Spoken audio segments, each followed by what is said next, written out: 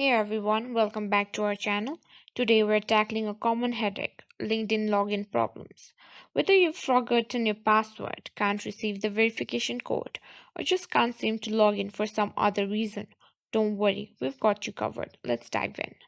Sometimes it may be the app's problem, so uninstall your LinkedIn and go to Play Store and simply install it again.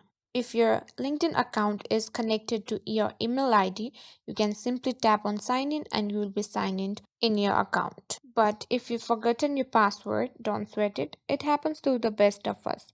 Here's what you need to do. Tap on got password. Then you'll be prompted to enter your email ID or phone number, whichever your LinkedIn account has been connected to. Then tap on next and you'll be sent the verification code. If you've tried these steps and still can't log in, it might be time to consider other issues that could be blocking your access. Clear your browser's cache and cookies.